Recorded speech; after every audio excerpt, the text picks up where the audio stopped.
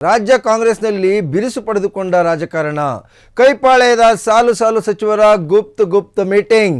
DCM ಡಿಕೆಶಿಗೆ ಟಕ್ಕರ್ ಕೊಡಲು ಮುಂದಾದ ಸಿದ್ದು ಬಣ. ರಾಜ್ಯ ಕಾಂಗ್ರೆಸ್ನಲ್ಲಿ ಬಿರುಸು ಪಡೆದುಕೊಂಡ ರಾಜಕಾರಣ. ಕೈಪಾಳ್ಯದ ಸಾಲು ಸಾಲು ಸಚಿವರ ಗುಪ್ತ ಮೀಟಿಂಗ್. ಡಿಸಿಎಂ ಡಿಕೆಶಿಗೆ ಟಕ್ಕರ್ ಕೊಡಲು ಮುಂದಾಯ್ತಾ ಸಿದ್ದು ಬಣ. ಡಿಕೆಶಿ ಪರಂ ಭೇಟಿ ಬೆನ್ನಲ್ಲೇ ಸಿದ್ದು ಆಪ್ತರ ರಹಸ್ಯ ಮೀಟಿಂಗ್. ಸಚಿವ ಎಸ್.ಸಿ. ಮಹದೇವಪ್ಪ ನಿವಾಸದಲ್ಲಿ 3 ಸಚಿವರ ಸಭೆ. ಮಹದೇವಪ್ಪ ಗೆಸ್ಟ್ ಹೌಸ್ನಲ್ಲಿ ಸತೀಶ್ ಜಾರಕಿಹೊಳಿ ಪರಮೇಶ್ವರ್ ಚರ್ಚೆ. ಮೂಡ ಪ್ರಸಕ್ತ ರಾಜಕೀಯ ಪಕ್ಷದೊಳಗಿನ ಬೆಳವಣಿಗೆಗಳ ಬಗ್ಗೆ ಸುದೀರ್ಘ ಚರ್ಚೆ. ಸಿಎಂ ಸ್ಥಾನದ ಬಗ್ಗೆಯೂ 3 ಸಚಿವರ ಸುದೀರ್ಘ ಸಮಾಲೋಚನೆ. ತೀವ್ರ ಕುತೂಹಲ ಕೆರಳಿಸಿದ 3 ಸಚಿವರ ರಹಸ್ಯ ಮೀಟಿಂಗ್. ರಾಜ್ಯ ಕಾಂಗ್ರೆಸ್ನಲ್ಲಿ ಬಿರುಸು ಪಡೆದುಕೊಂಡ ರಾಜಕಾರಣ. ಕೈಪಾಳ್ಯದ ಸಾಲು ಸಾಲು ಸಚಿವರ ಗುಪ್ತ ಮೀಟಿಂಗ್. ಡಿಕೆಶಿಗೆ ಟಕ್ಕರ್ ಕೊಡಲು ಮುಂದಾಯ್ತಾ ಸಿದ್ದು ಬಣ.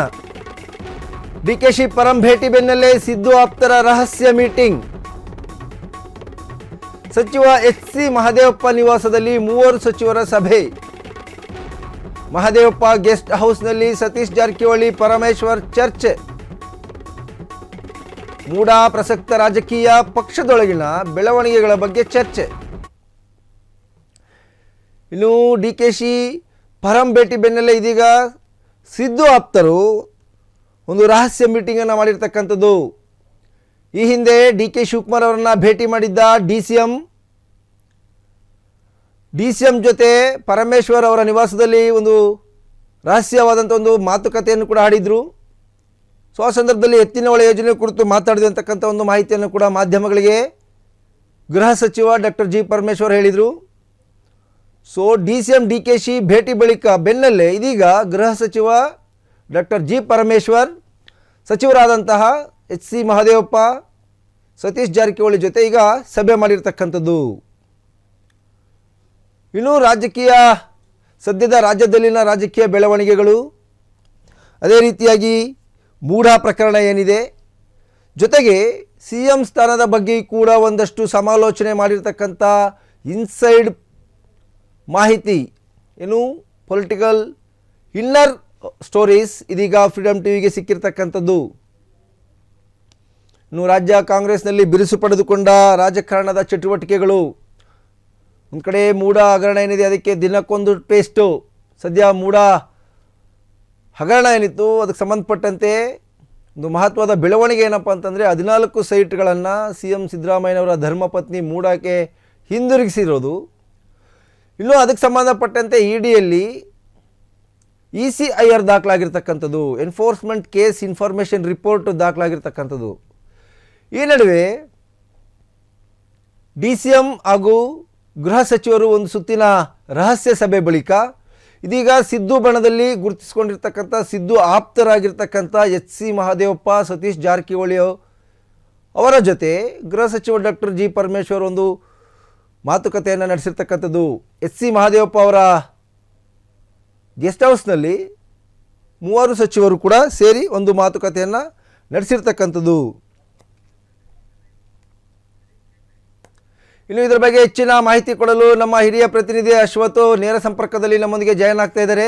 ಅಶ್ವಥ್, ಏನಿದು ಕಾಂಗ್ರೆಸ್ನ ಸಚಿವರ ಸಾಲು ಗುಪ್ತ ಮೀಟಿಂಗ್ಗಳು ಏನಿದೆ, ಇದ್ರ ಬಗ್ಗೆ ಹೆಚ್ಚಿನ ಮಾಹಿತಿ?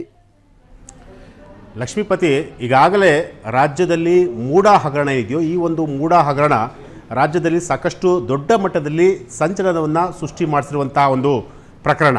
ಸೊ ಹಾಗಾಗಿ ಈ ಒಂದು ಪ್ರಕರಣದಲ್ಲಿ ಈಗಾಗಲೇ ಸಿದ್ದರಾಮಯ್ಯ ಅವರು A1 ಆಗಿರುವಂತಹದ್ದು, ಹಾಗೆ ಸಿದ್ದರಾಮಯ್ಯ ಅವರ ಧರ್ಮಪತ್ನಿ ಪಾರ್ವತಿ ಅವರು A2 ಆಗಿರುವಂತಹದ್ದು, ಮತ್ತು ಹಾಗೆ ಅವರ ಬಾಮೈದ ಅವರು ಕೂಡ 3ನೇ ಆರೋಪಿ ಆಗಿರುವಂಥದ್ದು. ಸೊ ಹಾಗಾಗಿ ಇದು ಎಲ್ಲೋ ಒಂದು ಕಡೆ ಈಗ ಅಂದರೆ ಇಡಿ ಒಂದು ಕಡೆ ಸಿದ್ದರಾಮಯ್ಯ ಅವರ ಮೇಲೆ ಕೇಸನ್ನು ದಾಖಲು ಮಾಡಿದರೆ, ಮತ್ತೊಂದು ಕಡೆ ಲೋಕಾಯುಕ್ತ ಅಧಿಕಾರಿಗಳು ಅವರ ಮೇಲೆ FIR ಅನ್ನು ಕೂಡ ದಾಖಲು ಮಾಡಿರುವಂಥದ್ದು. ಸೊ ಇದರ ನಡುವೆ ಒಂದಷ್ಟು ರಾಜಕೀಯದಲ್ಲಿ ಸಾಕಷ್ಟು ಚರ್ಚೆಗಳು ಮತ್ತು ಒಂದಷ್ಟು ಗುಪ್ತ ಮೀಟಿಂಗ್ಗಳು ಕೂಡ ಈಗ ಶುರುವಾಗಿರುವಂಥದ್ದು. ಈಗಾಗಲೇ ಕಳೆದ 2 ದಿನಗಳ ಹಿಂದೆ ಅಷ್ಟೇ ಡಿ.ಕೆ. ಶಿವಕುಮಾರ್ ಅವರು ಜಿ ಪರಮೇಶ್ವರ್ ಅಂದರೆ ಗೃಹ ಸಚಿವರಾಗಿರುವಂತಹ ಪರಮೇಶ್ವರ್ ಅವರ ಮನೆಗೆ ಹೋಗಿ ಸುಮಾರು 1 ಗಂಟೆಗಳ ಕಾಲ ಅವರ ಜೊತೆ ಒಂದು ಮಾತುಕತೆಯನ್ನು ನಡೆಸಿದರು. ಅದಾದ ನಂತರ ನಿನ್ನೆ ಏನು ಎಸ್ ಸಿ ಮಹದೇವಪ್ಪ ಆಗಿರ್ಬೋದು, ಸತೀಶ್ ಜಾರಕಿಹೊಳಿ ಆಗಿರ್ಬೋದು, ಹಾಗೆ ಏನು ಪರಮೇಶ್ವರ್ ಆಗಿರ್ಬೋದು, ಅವರು ಮಹದೇವಪ್ಪ ಅವರ ಕ್ವಾರ್ಟರ್ಸಲ್ಲಿ ಸುಮಾರು 1 ಗಂಟೆಗಳ ಕಾಲ ಚರ್ಚೆಯನ್ನು ಮಾಡ್ತಿರುವಂಥದ್ದು. ಅಂದರೆ ಎಲ್ಲೋ ಒಂದು ಕಡೆ ಮುಂದೆ ಆಗುವಂತಹ ಡೆವಲಪ್ಮೆಂಟ್ ಇದೆಯೋ ಆ ಒಂದು ಡೆವಲಪ್ಮೆಂಟ್ಗಳಿಗೆ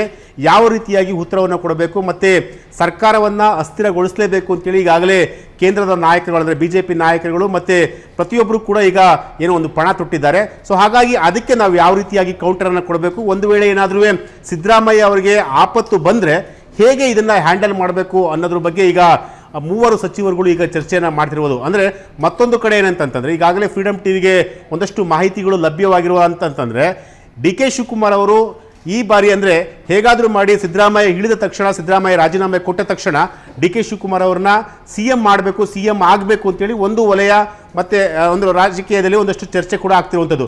ಆದರೆ ಇದಕ್ಕೆ ಕೌಂಟರ್ ಕೊಡುವಂಥ ಒಂದು ಕೆಲಸವನ್ನು ಈಗ ಸಿದ್ದರಾಮಯ್ಯ ಆಪ್ತರಲ್ಲಿ ಏನು ಆಪ್ತರ ಬಳಗದಲ್ಲಿ ಗುರುತಿಸಿಕೊಂಡಿರುವಂಥ ಈ 3 ನಾಯಕರುಗಳು ಕೌಂಟರ್ ಕೊಡುವಂಥ ಒಂದು ಕೆಲಸವನ್ನು ಈಗ ಮಾಡ್ತಿರೋದು. ಅಂದರೆ ದಲಿತ ನಾಯಕರು ಅಥವಾ ದಲಿತ CM ಅನ್ನು ಮಾಡಬೇಕು ಅನ್ನೋ ಒಂದು ಚರ್ಚೆ ಕೂಡ ಈಗ ಮುನ್ನೆಲೆಗೆ ಬಂದಿರುವಂಥದ್ದು. ಅಂದರೆ ಈ 3ರಲ್ಲಿ ಸತೀಶ್ ಜಾರಕಿಹೊಳಿ ಆಗಿರ್ಬೋದು, ಪರಮೇಶ್ವರ್ ಆಗಿರ್ಬೋದು, ಅಥವಾ ಇನ್ನು ಉಳಿದಂಥ ನಾಯಕರು ಯಾರಿದ್ದಾರೆ ಅಂದರೆ CM ಇವರಿಬ್ಬರ ಹೆಸರು ಅಂದರೆ ಪರಮೇಶ್ವರ್ ಮತ್ತು ಸತೀಶ್ ಜಾರಕಿಹೊಳಿ ಇವರ ಇಬ್ಬರ ಹೆಸರು ಕೂಡ ಕೇಳಿ ಬಂದಿತ್ತು. ಸೊ ಹಾಗಾಗಿ ಇವರ ಇಬ್ಬರಲ್ಲಿ ಯಾರನ್ನಾರು ಒಬ್ಬರನ್ನ CM ಮಾಡಬೇಕು ಅಂತೇಳಿ ಅಲ್ಲಿಯೂ ಕೂಡ ಒಂದಷ್ಟು ಚರ್ಚೆ ಕೂಡ ಆಗ್ತಿರೋದು. ಸೊ ಹಾಗಾಗಿ ಕಳೆದ ಸುಮಾರು 3-4 ತಿಂಗಳಿಂದ ಅಂದರೆ 2-3 ತಿಂಗಳಿಂದಲೂ ಕೂಡ ರಾಜ್ಯ ರಾಜಕಾರಣದಲ್ಲಿ ಸಾಕಷ್ಟು ಒಂದಷ್ಟು ಸಂಚಲನವನ್ನು ಕೂಡ ಸೃಷ್ಟಿ ಮಾಡ್ತಾರೆ. ಅದರಲ್ಲೂ ಕೂಡ ಕಾಂಗ್ರೆಸ್ ಪಾಳಯದಲ್ಲಂತೂ ಕೂಡ ಈ ಮೂಢ ಹಗರಣ ಬಂದ ನಂತರ ಕಂಪ್ಲೀಟ್ ಆಗಿ ಒಂದಷ್ಟು ಪ್ರತಿನಿತ್ಯ ಚರ್ಚೆ ಕೂಡ ಆಗ್ತಿರುವಂಥದ್ದು. ಅಂದರೆ ಮುಂದೆ ಯಾರು CM ಆಗಬೇಕು, ಒಂದು ವೇಳೆ ಏನಾದರೂ ಸಿದ್ದರಾಮಯ್ಯ ಅವರು ಏನಾದರೂ ರಾಜೀನಾಮೆಯನ್ನು ಕೊಟ್ಟರೆ ಮುಂದೆ ಯಾರನ್ನ CM ಮಾಡಬೇಕು ಅನ್ನೋದ್ರ ಬಗ್ಗೆ ಕೂಡ ಈಗ ಚರ್ಚೆ ಆಗ್ತಿರುವಂಥದ್ದು. ಸೊ ಹಾಗಾಗಿ ನಿನ್ನೆ ನಡೆದಂತಹ ಒಂದು ಮೀಟಿಂಗ್ ಏನಿದೆಯೋ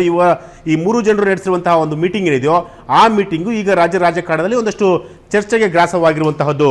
ಲಕ್ಷ್ಮೀಪತಿ, ಥ್ಯಾಂಕ್ ಯು ಅಶ್ವಥ್ ತಮ್ಮೆಲ್ಲ ಮಾಹಿತಿಗಾಗಿ.